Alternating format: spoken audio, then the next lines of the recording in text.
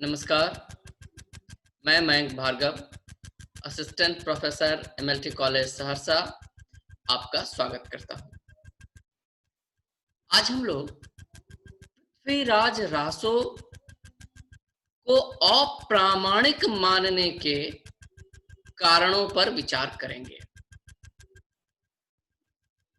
हम जानते हैं कि पृथ्वीराज रासो जितनी महत्वपूर्ण रचना है, उतनी ही विवादास्पद भी।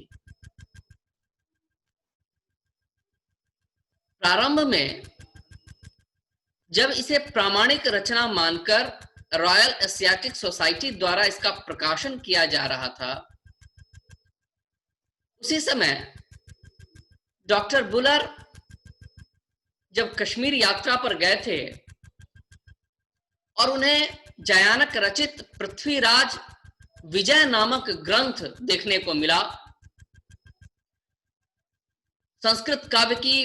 उस संस्कृत काव्य की बहुत प्राचीन प्रति उन्हें मिली और उस ग्रंथ को देखने के बाद डॉक्टर बुलर ने रॉयल एशियाटिक सोसाइटी को पत्र लिखकर उसकी प्रामाणिकता पर संदेह व्यक्त किया और उसे जाली ग्रंथ बताया। उसके बाद से ही हिंदी साहित्य में रासो की प्रामाणिकता का प्रश्न विवादास्पद बन गया। विभिन्न विद्वानों ने इस संबंध में विभिन्न मत व्यक्त किए। पृथ्वीराज रासो से संबंधित इससे पहले के एक संवाद में हम लोगों ने उन विद्वानों पर विचार किया था जिन्होंने पृथ्वीराज रासो की प्रामाणिकता पर अपने मत रखे हैं। मूल रूप से या क्या मुख्य तौर पर 4 प्रकार के मत रासो के संबंध में हमारे सामने आते हैं। विद्वानों का एक वर्ग पृथ्वीराज रासो को सर्वथा अप्रामाणिक मानता है। ऐसे लोग चंद्रबरदाई को पृथ्वीराज का समकालीन कवि नहीं मानते। ऐसे विद्वानों में सबसे और कविराज श्यामलदान और कविराज मुरारीदान का नाम प्रमुख है। बल्कि कहें कि डॉक्टर बुलर से भी पहले इन्होंने संदेह व्यक्त किया था। सबसे पहले पृथ्वीराज रासो की प्रामाणिकता पर संदेह इन लोगों ने व्यक्त किया। श्री गौरीशंकर हीराचंद ओझा ने पृथ्वीराज रासो की प्रामाणिकता के संबंध में अकाट्य तर्क दिए। डॉक्टर बुलर की चर्चा भी की। इनके अलावा मॉरिसन, मुंशी देवी प्रसाद, श्री अमृतशील एवं आचार्य रामचंद्र शुक्ल, डॉक्टर राम कुमार वर्मा जैसे विद्वान इसमें आते हैं।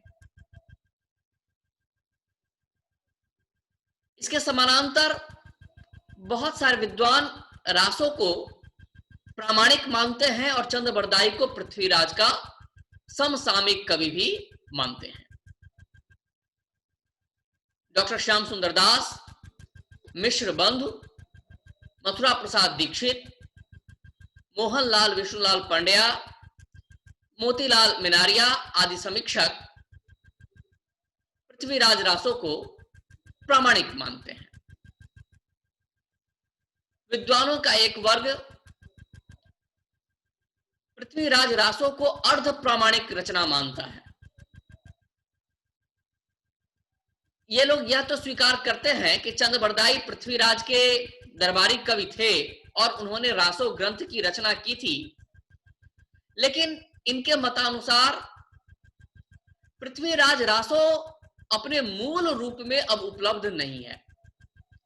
उसका अब उपलब्ध रूप परिवर्तित एवं विकृत है, और इसलिए ऐसे विद्वान पृथ्वीराज रासो को अर्ध प्रामाणिक रचना के रूप में देखते हैं। डॉक्टर सुनीति कुमार चटर्जी, मुनि जिन विजय, अगरचंद नाहटा, डॉक्टर दशरथ शर्मा, कविराज मोहन सिंह और डॉक्टर हजारी प्रसाद द्विवेदी जैसे विद्वान पृथ्वीराज रासो को अर्ध प्रामाणिक रचना के रूप में ही देखते हैं। इसके साथ साथ कुछ ऐसे विद्वान भी हैं जो चंद को तो पृथ्वीराज का समकालीन मानते हैं, पर कहते हैं कि चंद बरदाई ने पृथ्वीराज रासो नाम का कोई ग्रंथ नहीं लिखा, बल्कि उसने कुछ स्फुट पद लिखे। आज के संवाद में हम लोग उन तर्कों पर विचार करेंगे जो पृथ्वीराज रासो को अप्रामाणिक मानते हुए दिए गए हैं। जिन तर्कों के आधार पर विद्वानों ने पृथ्वीराज रासो को अप्रामाणिक कहा, वो तर्क आज के संवाद में हमारी चर्चा के केंद्र में रहेंगे। पृथ्वीराज रासो को अप्रामाणिक मानने के लिए जो तर्क दिए गए हैं, उन तर्कों को 3 भागों में विभाजित किया जा सकता है। एक तर्क, कुछ तर्क दिए जाते हैं घटना वैषम्य को लेकर, अर्थात घटनाओं की विषमता दिखाई जाती है। कुछ तर्क काल वैषम्य पर आधारित हैं और कुछ तर्क भाषा संबंधी अव्यवस्था पर आधारित हैं। इस प्रकार 3 प्रकार के तर्क हैं: घटना वैषम्य, काल वैषम्य एवं भाषा संबंधी अव्यवस्था पर आधारित। सबसे पहले हम लोग घटना वैषम्य से संबंधित तर्कों पर विचार करेंगे, जिनके आधार पर पृथ्वीराज रासो को अप्रामाणिक माना जाता है। अप्रामाणिक ठहराने के लिए जो अकाट्य तर्क दिए, उन विद्वानों में गौरी शंकर ओझा जी का नाम बहुत प्रमुख है। उनका एक लेख ही है पृथ्वीराज रासो का निर्माण, और इसके साथ श्री अमृतशील ने भी इस संबंध में एक लेख लिखा था, जिसके आधार पर यह कहा गया कि पृथ्वीराज रासो में जो वृत्तांत वर्णित हैं, वह ऐतिहासिक तथ्यों से मेल नहीं खाते, बल्कि दूसरे शब्दों में कहा जाए तो उनके अनुसार पृथ्वीराज रासो के वृत्तांत पूरी तरह अनैतिहासिक हैं, और इस आधार पर चूंकि ये घटनाएं इतिहास से मेल नहीं खाती उसकी, इसलिए इन लोगों ने कहा कि यह ग्रंथ पूरी तरह जाली एवं अनैतिहासिक ग्रंथ है। उदाहरण के लिए यह कहा जाता है कि पृथ्वीराज रासो में परिहार, चालुक्य और परमार क्षत्रियों को अग्निवंशी कहा गया है, तथा चौहानों की उत्पत्ति वशिष्ठ द्वारा रचे गए यज्ञ कुंड से बतलाई गई है। लेकिन जो प्राचीन ग्रंथ और शिलालेख मिले हैं, उनसे ऐसा प्रतीत होता है कि परिहार, चालुक्य और परमार अग्निवंशी नहीं थे, बल्कि ये सूर्यवंशी थे।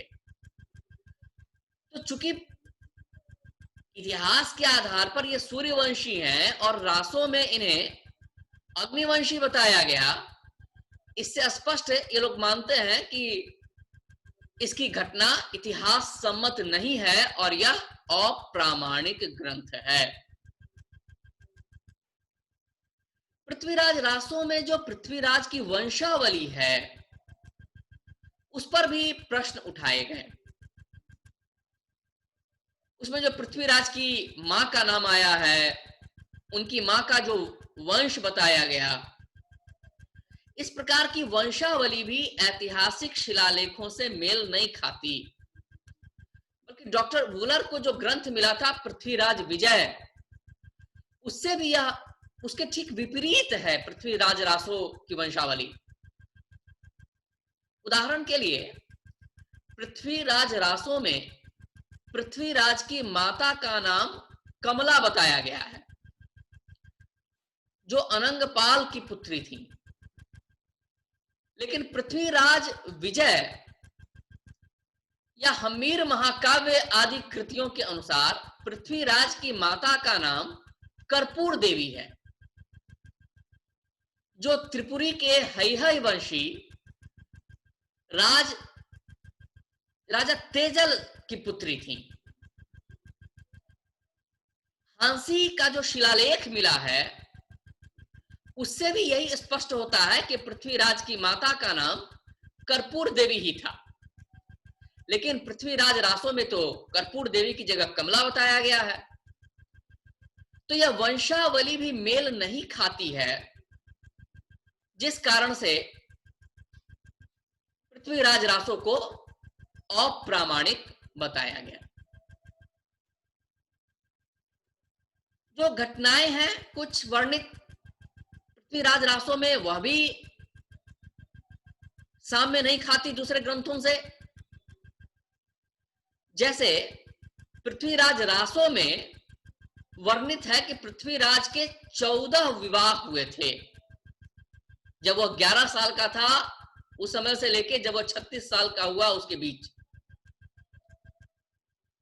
लेकिन गौरी शंकर ओझा तो कहते हैं कि ऐतिहासिक तथ्यों से पता चलता है कि पृथ्वीराज तो 36 साल तक जीवित भी नहीं रहे, 30 साल की अवस्था में ही उनका देहांत हो गया। तो जिससे स्पष्ट है कि जब 30 साल की अवस्था में ही उनका देहांत हो गया तो 36 वर्ष तक उनकी शादी कैसे हो सकती है। तो इस तरह की घटना भी मेल नहीं खाती। बल्कि कई घटनाएं तो ऐसी वर्णित हैं जो इतिहास से जिनके बारे में पता चलता है कि वह 100 साल आगे या 100 साल पीछे की घटना है। यानी पृथ्वीराज रासो की घटनाएं इतिहास सम्मत नहीं है, इसलिए भी इस ग्रंथ को अप्रामाणिक ग्रंथ माना जाता है। एक और उदाहरण से इस बात को देखा जाए तो पृथ्वीराज रासो में पृथ्वीराज की बहन का नाम बताया गया है प्रथा, और उसका विवाह बताया गया है मेवाड़ के राजा समर सिंह के साथ। और जब पृथ्वीराज रासो गए शहाबुद्दीन गोरी के साथ युद्ध करने, तो इस समर सिंह की मृत्यु हुई। लेकिन शिलालेखों से पता चलता है कि समर सिंह विक्रम संवत 1358 तक जीवित थे। यानी पृथ्वीराज की मृत्यु के 109 साल बाद भी उनका जीवित रहना सिद्ध होता है। तो इस तरह की घटनाओं से गौरीशंकर ओझा जी जैसे विद्वान इस तरह की घटनाओं को बिल्कुल इतिहास विरुद्ध बताते हैं, और जिसके आधार पर इस ग्रंथ को अप्रामाणिक माना गया। यहां तक कि पृथ्वीराज रासो में जो 2 प्रसिद्ध घटनाएं वर्णित हैं, पृथ्वीराज और जयचंद की शत्रुता और संयोगिता स्वयंवर, गौरी शंकर ओझा जी ने इन दोनों घटनाओं को भी अनैतिहासिक माना। उन्होंने कहा कि यह भी इतिहास की दृष्टि से सिद्ध नहीं होता है। उसी तरह पृथ्वीराज रासो में यह जो लिखा गया कि अनंगपाल को दिल्ली का शासक बताया गया और पृथ्वीराज को उसने गोद ले लिया, यह भी ऐतिहासिक दृष्टि से सही नहीं है। क्योंकि पृथ्वीराज अजमेर के शासक थे, वह दिल्ली के शासक नहीं थे। और अमृतशील जी ने जो लेख लिखा उससे स्पष्ट है कि विक्रम संवत 1120 के कुछ साल पहले बिसल देव ने दिल्ली पर जीत हासिल कर ली और उसको भी अजमेर राज्य में मिला लिया था। पृथ्वीराज रासो में भीम सिंह वध का वर्णन है। गुजरात के शासक थे भीम सिंह, पर विद्वानों ने बताया कि यह घटना भी इतिहास सम्मत नहीं है, क्योंकि भीम सिंह भी पृथ्वीराज की मृत्यु के 51 वर्ष बाद तक जीवित रहे। और पृथ्वीराज के समय तब तो जब स्वाभाविक है कि वह 50 वर्ष बाद जीवित हैं, तो पृथ्वीराज के समय तो वह उनका बाल्यकाल चल रहा था, तो इसीलिए यह घटना भी इतिहास सम्मत नहीं है। और जो सबसे लोक प्रचलित लोक विश्रुत घटना है, जिसमें शहाबुद्दीन गोरी को जो मारने की घटना है शब्द विधिवान से, इतिहासकारों ने इसे भी इतिहास सम्मत नहीं माना। इसको एकदम कोरी कल्पना बताया गया है कि पृथ्वीराज के साथ ऐसी कोई घटना घटी नहीं थी, बल्कि शहाबुद्दीन गोरी की मृत्यु इतिहास के में जो वर्णित है कि वह पृथ्वीराज के द्वारा हुई ही नहीं थी, वह तो बाद में संवत 1263 में गखरों के हाथों मारा गया। इस प्रकार की कई घटनाएं हैं, जैसे सोमेश्वर का वध पृथ्वीराज द्वारा, वह भी इतिहास सम्मत नहीं है। इस प्रकार कई घटनाएं ऐसी मिलती हैं जिनसे यह ज्ञात होता है कि इसकी घटनाएं इतिहास सम्मत नहीं है, और इस आधार पर विद्वानों ने पृथ्वीराज रासो को ही अप्रामाणिक ग्रंथ घोषित किया। घटना वैषम्य के अलावा काल वैषम्य भी दिखाया जाता है पृथ्वीराज रासो को अप्रामाणिक ग्रंथ घोषित करने के लिए। बताया है विद्वानों ने कि पृथ्वीराज रासो में जिन संवतों की चर्चा है, जो समय दिया गया है, वो समय इतिहास से बिल्कुल मेल नहीं खाता है, बल्कि शिलालेखों के आधार पर या इतिहास ग्रंथों के आधार पर जब उसको देखते हैं तो घटना के काल में बहुत अंतर दिखाई देता है। जैसे पृथ्वीराज के जन्म की बात ले लें। पृथ्वीराज का जन्म रासो में संवत 1115 बताया गया, लेकिन इतिहास ग्रंथों के अनुसार उनका जन्म 1220 है। उसी प्रकार पृथ्वीराज की मृत्यु रासो में 1158 में दिखाई गई, लेकिन इतिहास सम्मत संवत 1248 है। तो इस प्रकार घटना वैषम्य तो अलग मामला है, काल वैषम्य भी है कि काल मेल नहीं खाता है।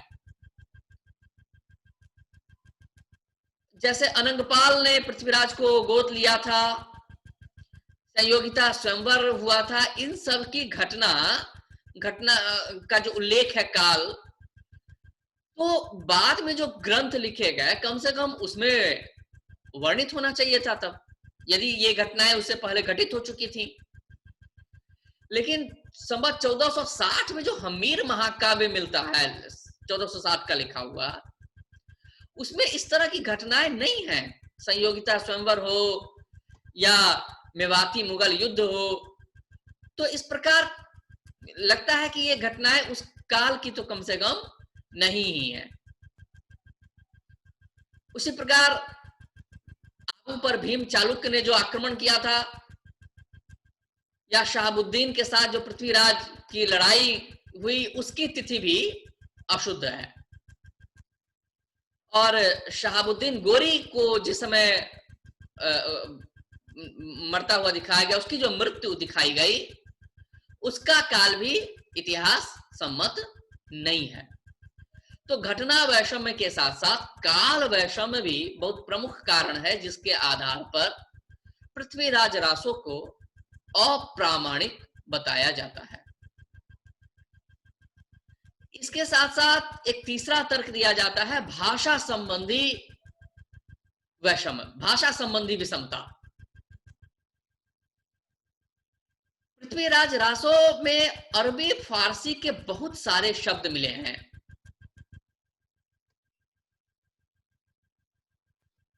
और बताया जाता है कि 10% से ज्यादा ऐसे शब्द हैं जिनका व्यवहार कम से कम चंद बरदाई के समय तो नहीं ही होता था।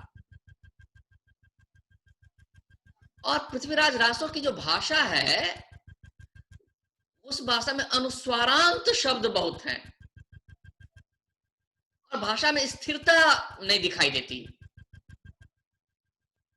और शब्दों के रूप तथा विभक्तियों को भी देखें तो नए ढंग की विभक्तियां भी हैं और पुराने ढंग की विभक्तियां भी हैं। विभक्तियों का सवाल बहुत महत्वपूर्ण है क्योंकि इसी आधार पर